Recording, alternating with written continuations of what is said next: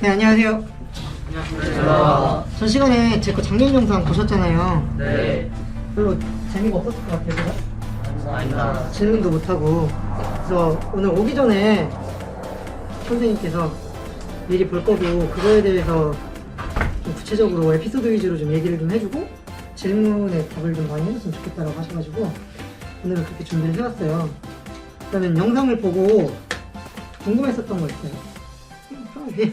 이름 임태균입니다. 임태균 좋아하는 종목 큐. 어? 큐. 그 임태균 미안해 마스크 써가지고 좋아하는 종목 뭐 축구 잘하는 거 질문하세요. 그 스포츠 인권 강사랑 특수체육 교육 하신다고 네. 그 이야기 하실 때 두 개가 이렇게 왔다 갔다 하시는데 같이 하고 있어서 정체성이 계속 왔다 갔다 하죠. 그 두 가지 중에 어떤 거에 더 중요하신가요? 비중은 특수체육 쪽에 거의 80% 넘어가 있죠.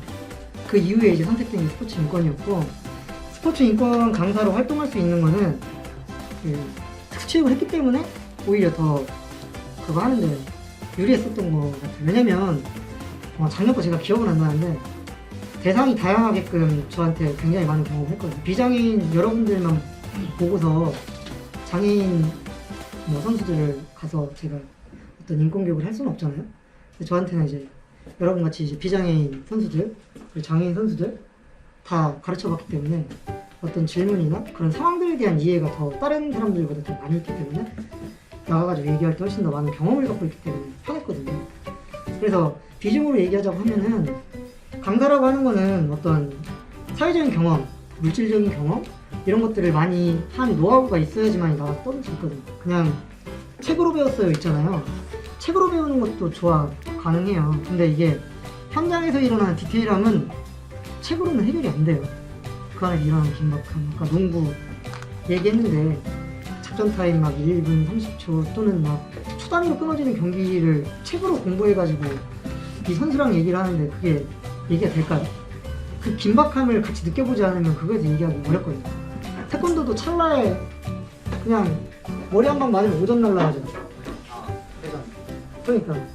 근데 그런 것들을 책으로만 해서는 대화가 안 되거든요.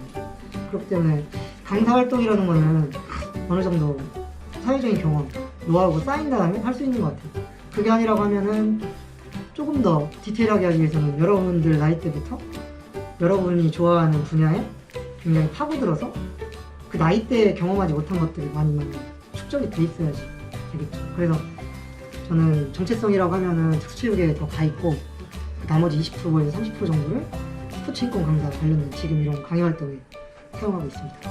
답변이 됐나요? 네, 감사합니다.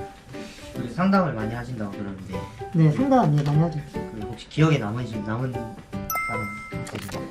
보통 여러분들이 지금 되게 건강하잖아요. 여러분 또래들보다 더 건강하다고 저는 생각을 해요. 근데 하루아침에 오토바이를 타고 가다가 넘어져가지고 뇌병변 장애인이 됐어. 여러분이 상상하는 그 이상의 어떤 고통과 상실감이 있을 거 아니에요. 그 친구를 처음 만나 상담을 할 때가 생각이 나요. 그 친구는 고등학교 4학년이었는데 태권도 선수였다. 근데 오토바이 타고 사거리를 지나가는데 보통 주황불은 운전면허 할 때도 신속히 지나가라고 했는데 얘도 그걸 빨리 가려고 하고 반대쪽에선 대기했던 신호 타고 그냥 택시가 들어온 거예요. 근데 오토바이가 어떤 보호장구가 아무리 헬멧을 썼더라도 다 노출돼 있잖아요. 얘가 떨어지면서 뇌출혈이 온 거예요. 그러니까 출혈은 터져가지고 피가 안에 고인 거예요. 그러니까 한순간 그냥 그렇게 몸 좋고 날아다니는 친구였는데 관절을 못 쓰게 된 거예요. 몸 반 못 쓴다고 생각해봐요. 지금 당장 여러분 나이에. 그래서 집에서 3년 동안 막 죽으려고도 하고 장애를 받아들이지 못하는 거지. 인생이 바뀌어버리는 거잖아요. 그리고 말도 어눌하고 몸도 제대로 못 쓰지. 근데 그 친구가 집에만 있으면서 엄마랑 싸우고 세상을 비관하고 이렇게 3년이라는 시간을 보내고 20대 초반에 저희 기관에 왔어요. 근데 왔더니 비슷한 친구들이 있는 거지. 넌 뭐하다 그래? 오토바이 타다 그랬어. 난 교통사고 났어. 뭐 해가지고 이런 친구들끼리 커뮤니티가 있고 하니까 서로 공감이 되는 거야. 그리고 이해해주는 사람이 있고, 그러다 보니까 그 친구도 그 친구 나름대로 이쪽 세계의 어떤 활동을 하게 되는 거죠. 수영 선수로 활동하고 있어요. 그리고 또 하나는 선천적인 이제 장애를 가지고 태어난 친구인데, 근데 이 친구는 걸형성부전증이라고 되게 특이 희귀 질환이에요. 우리나라에도 몇 명 없어요. 몇 명 없는데 칼슘이 그냥 오줌으로 배출이 되는 거야. 원래 우리는 칼슘을 먹으면 뼈로 합성이 돼가지고 성장도 이루고 딱딱해지고 막 이래서 골격이 커지잖아요. 근데 그 친구는 선천적으로 칼슘 합성이 안 되는 거예요. 그러니까 뼈가 너무 약해. 근데 이제 태어나자마자 이제 산파가 애를 거꾸로 들고 울리잖아요. 알아요? 네. 근데 그 울리는 게 그래서 우는 게 아니거든요. 원래는 이제 엄마랑 탯줄로 연결돼서 호흡을 하다가 폐호흡을 시작하면서 폐가 팡 터지면서 걔가 울게 되는 거거든요. 근데 이제 예전에는 그런 걸 모르니까 산파가 거꾸로 들어 애 엉덩이를 탁 쳤는데 뼈가 다 으스러진 거야. 약한 상태에서 보통의 그냥 아이라고 하면 괜찮은데 걔는 워낙 약하니까 탕탕 쳤는데 이게 골반뼈부터 다리뼈가 다 으스러지고, 당연히 애가 울어 안 울어? 울지, 엄청나게 울죠. 근데 그렇게 울면서 왜 그런지 몰랐는데 보니까 다리도 삐뚤어지고 막 이러니까 찍어봤더니 다 그런 거지. 그래서 병명을 찾아보니까 그때 당시만 되게 생소했던 걸형성부전증인데, 그 친구가 특수학교를 다니고 대학교를 졸업하고 나사렛 대학교에 그 장애인 친구들이 많이 오거든요. 장애인 전용으로 졸업하고 공무원 시험 준비를 하면서 이제 수중계열 수영을 배우러 왔었어요. 그 친구가 이따가 보여줄 건데, 예전에 스타킹 알아요? 강호동에 있던 거? 네. 거기에 나왔었어요. 랩하는 친구. 근데 그 친구를 만나고서 제가 그 친구 그때 당시 우리 지금 막 유튜브가 유명하잖아요. 우리 때는 UCC라고 있었어요. 동영상 만들어서 막 올리는데, 근데 그 친구랑 나이가 비슷하니까 친해져가지고 이 불합리한 세상을 우리가 동영상으로 찍어가지고 세상에 알리자 해가지고 막 올렸었는데, 그때 다음 팟캐스트 막 해가지고 팟빵 뭐 이런 데 올리는 게 있었거든요. 근데 거기 올려서 다음 메인 페이지까지 올라가고 막 이랬어요. 공모전 같은 데 상 받고 막 이래가지고 걔 인생이 바뀌었어. 스타킹도 나가고 TV에도 나가고 이러면서 유명해지면서 얘가 취직도 하게 되고 결혼도 하게 되고 아들도 낳았어요. 결국에 저랑 같이 일하고 있어요 지금. 그런 친구가 생각나요.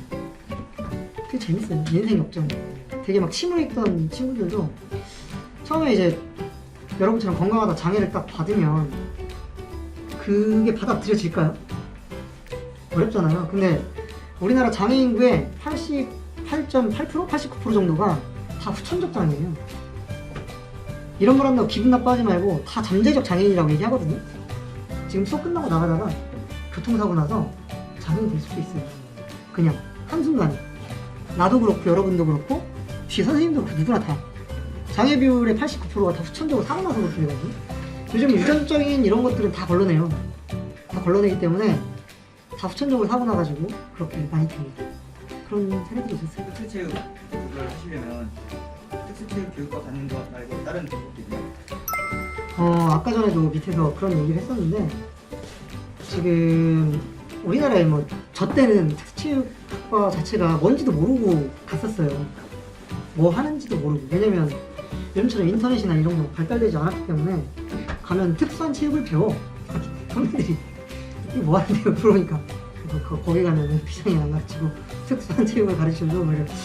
특공대 뭐 이런 뭔가 특별하니까 갔더니 진짜 특별한 거 알려주더라고요. 근데 꼭 그렇지도 않아요. 그러니까 몇 개 과가 없어요. 특수체육 관련된 과가 전국에 10개가 안 되는 걸로 알고 있는데, 많이 없는데, 현장 필드에서 일하는 친구들이 특채를 나오면 좋긴 좋은데 워낙 수가 적으니까 현장에 그렇지 않아도 많이 와요. 대신 이제 그 친구는 학부에서 장애를 경험해보지 못하거나 장애에 대한 어떤 이론적인 체계성을 갖추지 못한 교육 상태로 오기 때문에 왔을 때는 조금 혼란스러운 부분도 있겠죠. 답답하기도 하고. 보통 태권도를 자기가 좋아하거나 그렇게 되면은 어떻게 가르쳐야 될지 알잖아요. 근데 이제 장애 쪽 선수들이나 장애인분들을 만약에 가르친다고 하면 내가 한 번 더 고민을 해야 돼. 동작을 뭐 찌르기를 가르치는데 어떻게 해야 이 동작을 얘한테 쉽게 설명을 하지를 고민을 하고 가야 돼. 근데 A, B, C가 있으면 A, B, C가 보통 비장애인들 같은 경우는 똑같이 그냥 하나로 통일이 될 수 있잖아요. 근데 다 달라요. A, B, C 1번, 2번, 3번 방법으로. 또는 오늘은 이랬는데 내일은 저렇게 될 수도 있어. 또는 너무 다양한 경우의 수가 있어가지고 수업이 되게 변화무쌍해요. 재밌어요. 고민을 계속 해줘야 돼. 그리고 내가 변하는 속도도 그냥 컨트롤 C 컨트롤 V 돼가지고 바로 모양을 복사하는 친구가 있는 반면에 어떤 하나의 동작이 들어가려고 하면 2만 번 이상 해야지 그게 익숙해진다고 하잖아요. 근데 2만 번 해도 안 되는 친구들도 있고 되게 그런 것들을 해야 되는데 뭐 꼭 특채만 나왔다고 해서 할 수 있는 건 아니에요. 그렇게 되나요? 네. 그래 하고 싶다고 하면 관심 있다고 하면 할 수 있어요. 대신 본인이 어떤 사람에 대한 관심 많이 있으면 훨씬 더 유리해요. 그 사람의 그걸 뽑아낼 수 있어야 되거든. 특수성. 그리고 만족도도 되게 높아. 왜냐면 그 친구가 나랑 한번 딱 컨택이 돼가지고 나를 딱 찍는 순간 엄청난 그 집착이 오거든. 양조희 선생님 안녕하세요. 인사할 때까지 쫓아와요. 양조희 선생님 안녕하세요. 안녕. 이거 안 해주면 끝까지 쫓아오는 거야. 또 아까 인사했잖아. 그래도 인사해야 돼. 안녕하세요. 인사. 되게 좋아요. 무시하지도 않아. 너무 좋아요. 그런 거. 또 질문 있어요? 아까 보고서 궁금했었던 거. 두 개의 직업을 병행을 하시는데 하나의 특수체육과가 그 한 가지 직업이라고 치면 거기에 쏟는 열정이랑 그런 게 많이 들어가잖아요. 그러면 스포츠 인권 강사를 준비하실 때 에너지 그런 것들이 다른 것도 같이 할 수 있을 만큼 에너지가 남는지 그리고 저 일을 하는데 저는 노력이랑 그런 것들이 얼만큼 들어가요. 솔직히 에너지는 특수체육 쪽이 더 많이 들어가는 건 사실이에요. 왜냐면 아까 전에 사람에 대한 관심과 그 사람에게 어떻게 이거를 내가 원하는 동작으로 뽑아낼 건지에 대한 고민들을 더 많이 해야 되잖아요. 근데 보통 아까 전에도 얘기했지만 그 친구에 대해서 꾸준하게 관심을 갖고 얘가 이 동작을 했을 때 무서워하네? 또는 이 동작이 왜 안 될까를 계속 하려고 하면 걔를 꾸준히 관찰해야 되는데 그게 보통의 관심으로는 쉽진 않거든요. 그래서 보통 특수체육 5대1 교육을 많이 하거든요. 더 이상 늘어나면 디테일이 떨어지기 때문에 고등학교 이상 성인들 같은 경우 5대1까지 나눠요. 1대5. 근데 비장애인들 교육 같은 경우는 지금 한 10명 이상 되잖아요? 이렇게도 가능하잖아. 그렇기 때문에 훨씬 더 내가 더 집중을 하고 좀 더 힘을 더 써야 되는 게 특수체육 분야라고 하면 스포츠 인권 같은 경우는 대상만 확실히 딱 정해지고 어떤 교육에 대한 컬이랑 딱 정리되면은 그 내용에 대해서 얘기할 수 있는 경험 그리고 그거는 어떤 꾸밀 수가 없는 거잖아요. 정해져 있는 거고 어떤 방향성이 딱 정해져 있으니까 그거는 그냥 답이 있는 거야. 답이. 대신 그 상황에 처한 어떤 내용은 좀 다를 수 있을지언정 결론적으로는 뭐 아까 전에도 농담처럼 얘기했지만 배구계나 요즘 스포츠 미트 막 이렇게 터지잖아요. 그런 것들 마지막 방법이 뭐예요? 마지막 방법 상담을 통해서 지금 학생 때는 진정한 사과 정신적인 어떤 부분에 대한 솔직히 학생 때는 가장 큰 거는 정신적인 어떤 사과가 있어야 되는 거잖아요. 뭐 때문에 얘기했지? 어떤 게 힘이 다른 거거든. 그러니까 이런 것들은 대부분 이제 상담으로 얘기를 해서 고등학교나 학생들 같은 경우는 정리를 잘 해줘요. 근데 이제 성인으로 넘어갔을 경우는 되게 이게 심각해져요. 그치만 특수체육보다는 덜 힘들어. 특수체육은 확실히 그 집중도 집중이지만 손도 많이 가고 되게 힘들어요. 힘들다는 게 재미없게 힘든 게 아니라 인간에 대한 집중. 내가 얘를 어떻게 해서 변화를 시킬까? 예를 들어 제가 어떤 친구를 만났는데 그 친구는 엄마가 얘가 줄넘기를 했으면 좋겠대요. 여러분 줄넘기 못하는 사람 있어요? 자, 줄넘기라고 얘기했으니까 딱 질문을 해볼게요. 줄넘기 어떻게 가르쳐요? 그냥 하는 거 보여주는 그렇죠. 이게 제일 쉬운 방법 중에 하나죠. 그래서 체육 선생님들은 실기를 잘해야 돼. 왜? 보여줘야 되니까. 농구 잘한다고 막 이렇게 쏘고 있어. 뭐야, 씨. 바로 알잖아, 그죠? 농구 딱 하는데 선생님이 엄청 잘해. 막 손끝이 막 딱 살아있어. 안 들어갔어. 너 컨디션이 안 좋은가 보네. 얘기한 것처럼 보여줘. 그게 1차원적인 거고. 그 다음 얘가 보여줬는데 못해. 어떻게 할 거야?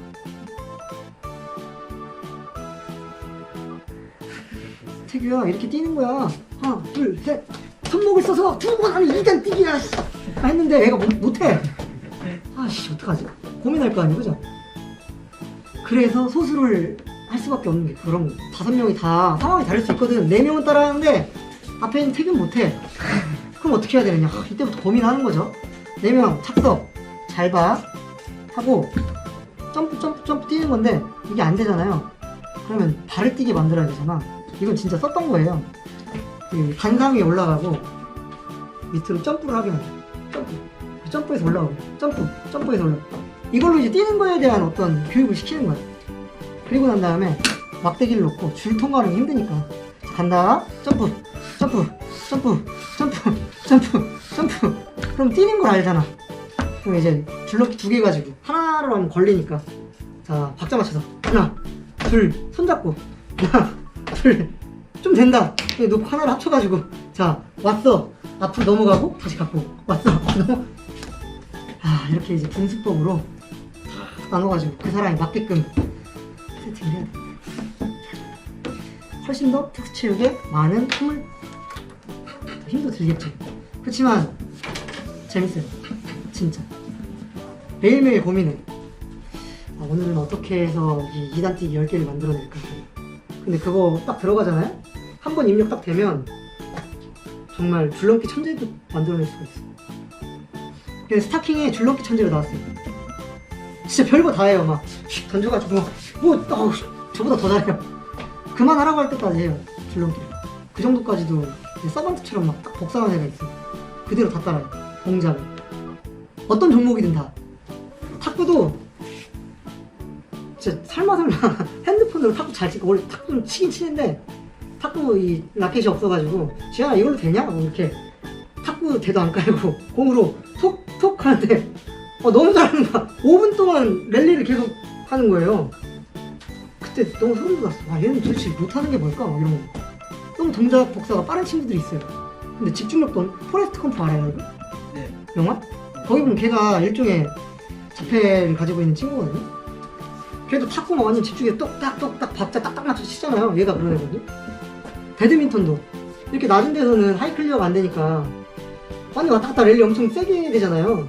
걔랑 이렇게 교실 비슷한 데서 하는데 하늘 있는 거야. 내가 죽겠는 거야. 팅팅팅팅팅 살짝만 긴장하면 이게 딱 긴장이 풀리면 놓쳐요. 그런 재밌는 친구들도 많아요. 그래서 힘은 들지만 되게 재미있다. 특수체육이. 그리고 스포츠 인권 같은 경우는 대상이 많지만 한 번에 많이 얘기할 수도 있고 또는 준비하는 시간이 특수체육보다는 그래도 덜하다. 그리고 일종의 루틴이 짜있기 때문에 한 번 짜면 크게 뭐 구체적인 요즘 사례 정도 바꿔주는 정도로만 가도, 그리고 최근 이슈에 국가 시책이나 이런 것들이 어떻게 움직이는지 정도만 체크해줘도 내가 경험한 것들을 갖고 있기 때문에 얘기를 할 수 있는데, 특수체육은 방법이 없어요. 계속 그 친구랑 맞춰서 그 친구 스타일에 맞춰서 얘를 어떻게 하면 더 잘하게 할 건지에 대한 고민이 계속 따라다녀야 돼요. 제가 이 얘기를 먼저 해주고 싶었어요. 여러분이 지금 체대를 가려고 선택을 한 거잖아요. 그죠? 근데 왜 체대를 가려고 하는지에 대한 명확한 그게 딱 서 있어야 돼. 난 진짜 체대를 가고 싶어서 간 사람이야. 근데 동기들을 딱 만나가지고 OT를 딱 했는데 그냥 인서울을 하고 싶어서 골라서 점수를 맞추다 보니까 체대를 선택해서 예체능 애들이랑 경쟁을 하면 인서울을 할 수 있어서 선택을 했다는 거야. 당연히 걔가 학교에 집중을 했을까? 지금 결국 보험하고 있어, 보험. 근데 진짜로 하고 싶어서 선택한 친구와 그냥 점수 맞춰서 어떻게 뭐 해보려고 원해는 대하는 것부터 달라. 종목, 실기, 어떤 이론 수업 뭐 이런 거 할 때 눈빛이 달라. 아까 스포츠 마케팅 한다고 했잖아. 내가 스포츠 마케팅 부전공인데 난 나이키 들어가고 싶었거든. 영어 때문에 안 되더라고. 그걸 얘기해주는 사람이 없어. 근데 진짜로 원하는 사람은 그거를 찾아서 공부를 해. 내가 목표가 그거니까 그거에 필요한 종목들 찾잖아. 근데 그게 아닌 사람들 같은 경우는 그냥 체대에 가지. 어떻게든 가겠지. 요즘 학교들이 학생이 부족하니까 어떻게든 가. 그렇지만 그게 진짜 행복하겠냐 이거지. 진짜로 내가 이게 즐겁고 이거 할 때 제일 행복해서 이걸 선택했다고 하면 얘기는 달라지기 시작하는 거야. 나는 왜 수중재활을 하게 됐냐? 나도 농구 전공이었어. 농구인데 이제 십자인대 파열이 돼가지고 더 이상 키도 작으니까 할 수가 없잖아. 원래 재능이 막 엄청나게 뛰어나거나 그러지도 않았는데 어쨌든 좋아하는 걸 못하게 되니까 얼마나 그 상심이 커. 근데 무릎 다쳐가지고 정리하고 그때 당시 때 수중재를 들어온 지 얼마 안 되는 상황이었어, 한국에. 근데 진짜 이게 운명인 거야. 기말고사 시즌이었고 우리 도서관 옆에 바로 밑에가 복지관이야, 복지관. 근데 그 밑에가 수중재활 센터가 있었던 거야. 3학년 2학기 말 10월 달에 거기 체험 공고가 딱 쓴 거야. 들어가고 싶겠어, 안 들어가고 싶겠어? 그러니까 무릎 다쳐가지고 대학교 와가지고 농구 잡았는데 재활 관련된 것들을 그렇게 만난 거야. 그러니까 졸업하기 전에 관심은 있었고 그 전에 스포츠 마케팅을 했지만 내 무릎이 아프고 내가 재활을 해야 되니까 그쪽에 관심이 있었는데 그게 도서관 바로 그 복지관에 하고 있는 걸 몰랐어. 아무도 얘기도 해주지 않았지만 가서 보고서 이거 어떻게 해야 되나 프로그램 끊어보고 해보니까 너무 좋은 거지. 그래서 그거를 공부하게 됐는데 거기가 여기야, 서울 리포츠 센터, 서울장애인종합복지관 옆에 있는 수중재활센터. 되게 신기했어. 그래서 이거를 시작을 했는데 이게 되게 매력적이야. 어떤 매력이 있냐면 아까 뇌병변장애 얘기했지. 몸에 바늘 못 써. 이쪽에 감각이 없어. 세워놓으면 넘어져 막. 이쪽 감각이 없으니까 내 다리가 아니야. 꼬집어도 몰라. 그냥 달려만 있을 뿐이지 신경적인 부분이 다 손상돼가지고 느낌이 없어. 그러니까 그 사람들은 휠체어를 타거나 아니면 쩔뚝쩔뚝거리거나 뭔가 되게 막 불편하단 말이야. 밖에서 운동할 때 우리가 원하는 운동량을 뽑을 수 있을까? 아니요. 그럼 어떻게 해야 돼? 그치. 저항이 되게 크니까 여기 넘어지면 낙상 위험도 있고. 그러니까 그런 분들은 물로 들어가는 거야. 물에 넘어지면 다쳐 안 다쳐? 안 다치지. 보통 축구, 농구, 태권도 다 부상당하고 나면 수중 재활 하잖아. 왜 하는 거 같아? 관절에 무리를 안 주면서 최대의 저항을 주기 위해서 물로 들어가는 거야. 전신 운동이잖아, 물에서는. 내가 안 하고 싶어도 저항을 계속 받아. 계속. 그러니까 물에 넣으면 되게 힘들잖아. 자연스럽게 뽑아내는 거지. 장애인분들도 마찬가지. 근데 가장 큰 거는 장애인분들에게 안정성 있는 공간이라는 거지. 그게 지체장애든 뇌병변장애든 지적장애든 그건 마찬가지라는 거지. 전신운동. 그래서 이 수중재활 운동에 굉장한 메리트를 느껴가지고 특수체육 이전에 이거 먼저 시작을 한 거야. 이거는 장애, 비장애, 아이, 여성 상관없이 다 전 영역을 다 커버할 수 있어. 그게 수영을 통해서든 재활운동을 통해서든 어떤 방법이라도 다. 그래서 지금 각 종목들 막 다 좋아한다고 했잖아. 다리 부상에도 들어올 수 있고, 허리 부상에도 들어올 수 있고, 어깨 부상도 들어올 수 있고. 그렇기 때문에 들어왔을 때 할 수 있는 재밌는 방법들이 굉장히 많이 있고 그것들을 재활을 통해서 뽑아낼 수 있는 게 수중재활 운동입니다. 여러분들이 꼭 특채과를 가지 않아도 일반 체육학과에서도 이게 아직 국가 자격증 제도로는 아직 안 들어가 있거든. 근데 곧 들어갈 것 같아. 이거를 가지고 있으면 관련 쪽에서는 성공할 수 있어. 아직까지 많지 않아, 사람들. 아직까지도 잘 몰라, 사람들. 아직도. 그래서 이걸 하게 되면서 만난 친구가 있는데 이게 이제 서울리포츠센터의 나의 사부님이신데 김준홍 센터장님이라고. 지금 이 친구는 뇌병변 장애로 평생을 걸어보지 못한 친구야. 근데 걷는 방법을 우리가 누구한테 배워서 걷나? 누가 알려줘? 그럼 본능. 걷기 위한 어떤 본능, 스스로 걷게 되는 거지. 근데 그게 이제 나이대별로 해야 되는 인생 과업이 있어. 맨 처음에 누워있잖아. 그 다음에 어떻게 해? 뒤집어요. 그렇지, 뒤집지. 뒤집은 다음에 밀고 배밀려고 기잖아. 그 다음에 기어다니고. 기어다니고 일어서고 잡고 일어선 다음에 놓고 한 발 두 발 이렇게 과정이 있단 말이야. 그게 몇 개월 때 이 과정을 해야 되고 몇 개월 때 이 과정을 해야 되고. 근데 뇌병변 이렇게 장애인분들 같은 경우는 그 과정을 못하는 게 아니라 어떤 신경적인 문제에 의해서 그게 안 되는 거지. 머리에서 신호를 줘서 근육으로 가야 되는데 그게 잘 안 되는 거야. 그럼 이 다리를 어떻게 써야 되는지를 몰라. 근데 물속에서 다리를 어떻게 써야 된다는 걸 알려주는 과정이에요. 손 좀 올려. 자, 이렇게 잡고 있는데 얘가 플렉션하고 익스텐션 구부렸다 폈다 하는 걸 몰라. 민규야, 이거를 여기다 붙이는 게 구부리는 거야. 자, 손가락을 어깨에 붙여봐. 저항을 내가 이렇게 계속 주는 거지. 이제 반대로 밀어봐. 어디 힘이 들어가는지 계속 찝어주는 거야. 자, 당겨봐. 그렇지. 밀어봐. 이러면서 지금 이게 이제 물속에 사는데 중심점이 사라진 상태에서 한다고 생각해요. 무중력 상태에서. 지금 우리는 지면에 발을 댔고 중심을 잡고 이렇게 움직이니까 되게 편하게 하잖아. 근데 이게 떠있잖아. 떠있으면 힘점이 하나로 다 모여. 내가 집중하는 곳에. 근데 몸이 다 움직여. 그걸 중심으로. 아, 내가 온전하게 여기만 집중할 수 있게. 그게 물에서만 가능해. 이게 이제 와츠라는 이완 프로그램인데, 그렇게 하고 나면 얘가 이 다리를 어떻게 쓰고 이 팔을 어떻게 쓰고 이걸 이제 재정립을 하는 기간이 생기는 거야. 근데 물 밖에서 그게 될까? 안 되지. 물 밖에서는 쉽지가 않지. 왜냐면 힘점도 여러 개가 생기고, 그리고 안정성도 떨어지고, 낙상의 위험도 있으니까. 또 이렇게 진행하는 거고, 이 친구는 내가 가르쳤던 친구인데, 이 친구는 이제 내변변이 있는 친구야. 잘 못 걸었었던 친구인데, 솔직히 엄마가 매일 데리고 오고 아빠는 이 과정을 모르는 거야. 그래서 동영상으로 만들어가지고 아버님한테 이거를 줬었어.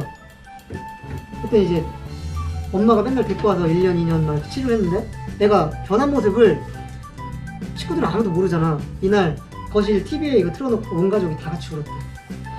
우리 채윤이 지금 중학생 됐겠다. 어머님, 채윤이가 정말 열심히 노력해서 많은 부분 좋아지고 있습니다. 이제는 걸을 때도 본인이 무엇을 어떻게 해야 되는지 알고요. 그리고 머리에 저렇게 물건을 올려놓고도 중심을 잘 잡으면서 잘 걷고 있어요. 다만 지금 뒤꿈치가 잘 안 닿는 문제가 있는데, 뭐 여러 가지 날씨의 요인도 있겠지만 차츰 좋아지도록 노력을 하겠습니다. 정말 잘하죠. 그리고 정말 놀라운 것은 귀에 물이 들어가는 게 겁이 나서 음파도 잘 못했던 채연이가 음파도 아주 잘하고 발차기의 좌우 밸런스도 굉장히 좋아졌어요. 그렇다 보니까 자연스럽게 걷기도 좋아지고 밖에서의 보행 패턴도 굉장히 좋아질 것 같아요. 지금 굉장히 재미를 붙여서 열심히 하고 있습니다. 또한 배영 발차기를 하면서 자신의 다리 모양이 어떻게 되는지 보면서 연습을 시켰더니 훨씬 더 효과적이었고요. 그러다 보니까 자연스럽게 자유형 발차기 내지는 밖에서 걷기 할 때도 굉장히 좋아지는 것을 볼 수 있었어요. 굉장히 자신감을 얻은 채연이죠. 뿐만 아니라 보행 패턴에 필요한 근력 얻기 위해서 복근 내지는 몸통 트렁크 밸런스를 잡기 위해서 지금 윗몸 일으키기 시켰는데 귀에 물 들어가는 걸 두려워하지 않고 굉장히 FM 정석으로 잘 해내고 있습니다. 이렇게까지 될 때까지 많은 시간이 필요했지만 앞으로 더 잘할 거라고 믿어 의심치 않습니다. 채은이 화이팅! 좌우 대칭 운동이 안 나왔던 친구인데 저게 나오니까 아빠 할머니 막 좋지 않았을까요? 특체육이나 이런 걸 하다 보면 선생님을 거의 신처럼 바라봐요. 진짜로. 왜냐면 집에서 안 되는 것들이 선생님만 만나면 되거든요. 아, 선생님 어떻게 하셨어요? 어떻게 하겠냐. 제가 수백 번씩 얘를 위해서 어떻게 할지 고민을 했으니까. 그래서 이 친구도 이제 나중에는 잘 걸어 다녀요. 근데 이제 뭐라고 해야 되나, 비장애인처럼 그렇게 또박또박은 아니지만 그래도 잘 걷게 됐어요. 그리고 이 친구 아까 얘기했던 친구예요. 이 친구가 이제 엄지왕자라고 해가지고 나가가지고 TV에도 출연하고 지금도 인식개선 강사로 되게 많이 활동하고 있거든요. 이 친구는 지금 전신 운동을 할 수가 없어요. 다리가 되게 약해 있기 때문에. 아까 얘기한 골령선 부전증을 갖고 있는데 그냥 재채기 하다가 뼈가 부러지니까. 근데 지금은 약도 좋아지기도 했고 지속적인 운동을 통해서 굉장히 좋아져서 사회활동도 하고 결혼에 알도 낳고 직장생활도 하고 있어요. 아, 스포츠 인권 강사. 이거 같은 경우는 왜 하게 됐냐면 앞에서 아마 강의 시간에 얘기 들었을 수도 있는데 내가 애들을 가르치고 재활을 시켜가지고 사회를 내보내도 안 변해. 뭐가 안 변해? 인식. 하나가요? 사회가, 사람들이. 여러분도 그랬잖아. 지금 내가 얘기하기 전까지는 장애인들이 어떤지 어떤 일 어떻게 이렇게 받아들이는지 과정 자체는 솔직히 잘 모르잖아. 그래서 애들이랑 우리가 어디 나와서 1등하고 얘가 못 걷던 게 막 걷게 돼가지고 우리끼리 막 기뻐하고 이래도 얘네들을 바라보는 시선이 안 바뀌더라고. 5년 정도 이쪽 일을 하다가 아 이것만 해서는 내가 원하는 방향으로 사람들에 대한 인식을 바꿀 수 없겠다 생각돼가지고 그때부터 인권 강의 막 듣고 공부해서 강사 활동을 하게 된 거야. 이 뒤에가 개원예고 학생들인데 얘네들이랑 그런 것들을 되게 많이 찍었어. 세바시 같은 거 있지. 복지TV 뭐 이런 KBS 3 그런 쪽에 나가는 방송들 되게 많이 찍고 내보내고 막 했는데 이게 나중에 이제 법제화돼서 여기도 인권교육 장애인식 개선교육 받지? 한 번도 안 받았나? 받았을 텐데. 그러니까 이게 법정 교육으로 다 들어와서 이제 해야 되는 거야. 근데 그게 그 전에는 의무가 아니었고 교장 선생님이 관심이 있으면 불러서 교육을 했었단 말이지. 근데 이제는 법적으로 다 교육을 받아야 되기 때문에 당연히 해야 되고 그러면 강사풀이 필요하겠지. 그리고 이 학교에도 지금 장애 가진 학생이 있나요? 없어요? 한 명도 없나? 그래요? 중학교 때는 있었어요? 없었어요? 있었어요. 그죠? 도움받은 친구들이 있었죠? 진짜로 깨어있는 친구들 같은 경우 괜찮은 것 같은데 시험만 보면 맨날 꼴찌. 지금 이상한데? 알고 봤더니 걔가 이제 경계급 지적장애인 거지. 학습이 안 되는 거야. 그냥 얘기할 때는 평상시에 몰라. 근데 학습이 안 돼, 학습. 학습이 안 된다는 연산이 안 돼, 연산. 더하기, 빼기, 곱하기, 나누기 이런 것들이 안 돼. 종합적인 사고가 판단이 잘 안 되는 친구들이 있어요. 그런 친구 같은 경우는 받아들이지 못하고 있다가 군대를 가면 문제가 생기겠죠. 아무튼 그래서 인권 강사를 하게 됐는데 아까 전에 얘기했던 것처럼 경험이 있고 또 대상이 정해지면 일종의 정해진 루틴이 있기 때문에 그렇게 크게 힘들진 않더라고요. 대신 공부를 이론적인 부분을 정리를 해놔야 답을 할 수 있겠죠. 그래서 아까 전에 얘기한 대로 인권교육이나 장애인식 개선 교육을 학교에 나가서 교육을 하기 시작했대요. 자 이제는 다시 질문거리가 좀 생겼죠? 아닌가? 그래서 뽑아왔어요. 최근에 이슈잖아. 얘네가 문제일까? 문화가 문제입니다. 맞아. 아까 얘기했었던 거랑 되게 비슷한 얘기야. 요즘 학교에서 이제 합숙 자체가 안 되잖아. 합숙소에서 다 문제가 거의 일어나는 게 솔직히 생각해보면 가해자나 피해자나 다 미성숙한 아직 자기만의 어떤 자아가 완성되지 않은 학생들이란 말이지. 근데 그들이 운동할 당시 선생님이 운동할 당시도 마찬가지였지만 코칭 스텝 뿐만 아니라 학생들 마찬가지로 뭔가 준비가 안 돼 있었어. 그냥 감독님, 코치님 제가 저 막 괴롭혀요. 야 동기들 다 나와. 왜 동기들 다 나오라고 하는 거야? 야 2학년 다 엎드려. 왜 2학년이 다 엎드려야 되는 거야 씨. 어떤 그 방법론적으로 솔루션이 제공되지 않을 때 일어났었던 일들이거든요. 근데 지금은 계속적인 문제가 발생이 되고 있고 그거에 대한 고민을 해결하기 위해서 움직이고 있는 어떤 과도기적인 상황이거든요 지금. 그렇다고 해서 저게 잘했고 못했고 이런 문제가 아니에요. 여러분이 생각할 때 이 둘의 어떤 문제가 요즘 어떤 뉴스나 이렇게 보도되는 형태를 보면 정상적이라고 생각해요? 어때요? 어떻게 생각해 저거는? 제가 당했다고 생각하면서 화나죠. 당연히 화나지. 그럼 어떻게 할 건데? 어떻게 할 거예요? 마음껏 싸워야죠. 진짜 중요한 얘기예요. 막상 본인한테 저 일이 터지면 왜냐면 절대 권력이고 특히 운동부나 운동하는 사람들은 선후배 학번, 막 운동 실력 이거에 따라서 말을 못할 수가 있거든. 개인 종목은 좀 덜하긴 해도 단체 종목 같은 경우는 절대적이거든. 왜냐면 제가 안 나가면 우리 지거든. 개인 종목이야 내가 잘하면 되는 건데 단체 종목 같은 경우는 에이스가 나가줘야지 정리하잖아. 축구도 그렇고 농구도 그렇고 배구도 그렇고. 근데 제 괜히 기분 상하게가 나까지 또는 감독님한테 미움받을 그럼 나 이걸 안 될 텐데 막 이런 게 있으니까 고민하게 된단 말이지. 근데 저것처럼 아까 얘기했던 것처럼 맞서 싸울 생각이 있어야 돼. 그래야지 바뀌는 거지. 그래야지 다음에 안 한단 말이지. 근데 이것만 참지 뭐. 다음에 또 때려. 전번에 참았는데 이건 참아야 되나? 자기도 헷갈리거든 이제. 그치? 그러면 때린 놈은 쟤 때려도 가만히 있네? 또 때리는 거지. 웬만하면 건들게 돼 있거든. 그러니까 문제인 거야.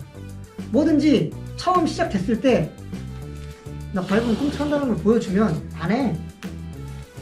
한번 쳐도 가만히 있으면 걔를 또 치게 되는 거지. 그래서 얘네의 문제는 얘네만의 잘못도 아니다. 그러니까 이런 식으로 계속 파고 들어가면 끝도 없고, 보통 구단이나 협회에서 어떻게 해? 이런 거 터졌다. 제명. 그거는 진짜 큰 건데 제명 못 시키잖아 지금. 되게 무리한 거. 게임 출장 무제한 정지 시키잖아. 눈치 보느라고. 근데 그게 다가 아니라는 거지. 솔직히 여자 배구 인기 왜 있어? 얘네들 때문에 그런 거야 얘네들. 맞잖아. 김영광하고 김다영 얘네 뭐 흥생명 얘네들 보려고 한 거 아니야 사람들. 이쁘고 키 크고 잘하고. 근데 얘네가 딱 사라져버렸어. 프랜차이즈 스타가 없어져 버리는 거야. 그러니까 이거는 잘하고 못하고를 떠나가지고 생태계에 대한 어떤 정리가 필요한 거야. 솔루션.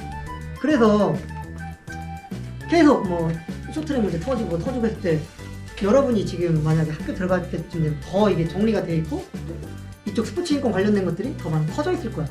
그래서 내가 아까 8대2로 7대3으로 비중을 주고 있다고 했지만 아마 여러분들이 나중에 사회에 나왔을 때는 아마 인권 쪽 관련된 사람들, 이쪽에 대해서 인문학적으로 생각하는 사람들에 대한 수요가 엄청나게 많을 거야. 근데 강사들이 별로 없어. 그리고 또 양질의 강사가 없어. 양질의 강사는 뭐냐면 자기가 경험도 있고 현장 경험도 있고 선수 경력도 있고 그리고 이렇게 이론적인 어떤 마무리가 된 그런 강사가 몇 명 없어. 그러다 보니까 니네처럼 아예 이쪽 분야에 관심이 있어서 이렇게 들은 사람들 같은 경우는 준비만 하면 무조건 가져갈 수 있는 영역 중에 하나가 되겠지. 그래서 카카오톡 오픈 채팅방에 춤추는 인권 한번 검색해보고 스포츠윤리센터가 작년에 만들어졌어. 이건 문체부 산하기관. 결과적으로 얘네가 정리 못하면 얘네가 와. 그전에도 스포츠인 건의센터 막 이렇게 있었는데 걔네들이 워낙 일처리를 못하니까 체육회 산하로 있었거든? 근데 아예 얘네들 이제 문체부 산하로 진짜 공무원 조직화를 만들어가지고 진짜 전문 조직 인력들을 다 뽑아다가 앉혀놨어 이제. 그래서 제일 먼저 스포츠 관련된 문제가 있을 때는 이쪽에 전화해 상담을 받고 좀 가볍게 상담을 받으려면 이쪽에는 우리 쪽에 활동하는 사람들이 이쪽에 다 모여있거든. 오픈 카톡, 무기명, 신분 보장, 몰라 누군지 알 수가 없어. 여기 와서 가볍게 물어볼 건 물어보고 좀 심각하다. 그럼 여기서도 아마 여기 추천할 거야 두 분이. 이렇게 선택해서 갈 수 있다. 자, 여기까지 하고 진짜 궁금한 거 아까 전에 얘기했었던 인문학적인 감동이 분명히 있어. 정말로. 지금까지도 인연이 돼서 나랑 직장 상사로서 같이 일할 수밖에 없게 되는 경우? 근데 내가 가르쳤던 친구니까 얼마나 애틋하겠어. 근데 전화한다 그랬었거든? 5분 남았는데 한번 전화해볼까? 그쵸, 근데. 그래서 한번 실질적인 얘기를 해주라고 그랬거든. 화상전화 한번 연결을 해보도록 하겠습니다. 선생님과의 인연에 대해 설명을 했어요. 네. 지금 하시는님 돈 많이 받아요? 그렇게 많이 받지는 못해요. 근데 왜 그 일을 해요? 동부라는 사람을 같이 있게 만들고 뭔가 지역사회를 변화시킬 수 있는 일 같아서 이 일을 하고 있습니다. 감사합니다. 그러면 지금 어떤 지금 미래 그 스포츠 직업이나 이런 거에 대한 어떤 꿈을 가지고 있는 친구들이거든요. 체육대학 진출하려고 하는. 희망을 주는 랩 한번 해주시죠. 이 복귀단이라서 참 어렵고. 네. 스타킹과 지금 선생님을 알더라고요. 알겠습니다. 고생하십시오. 네, 감사합니다. 네. 다음에 봐요. 감사합니다.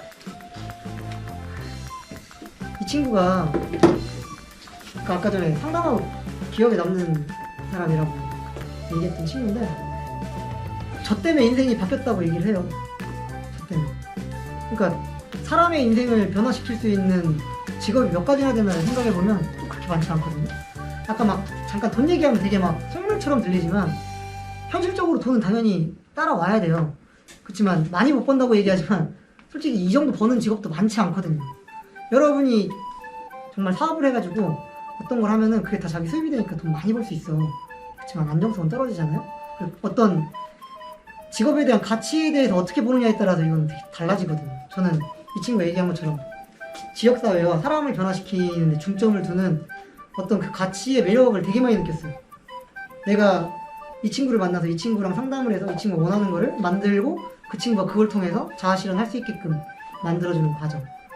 이 친구가 농구선수를 한다고 해가지고 국가대표까지 만들어주고 대회 데리고 나가서 성취를 시키는, 학교 다닐 때 맨날 왕따 애들한테 막 두드려 맞고 아웃사이드로 살고 막 이랬었던 친구가 상 받아가지고 메인에 서서 강단에서 모두 전교생이 보는데 박수 받으면서 상 받을 수 있는 기회가 많을까요?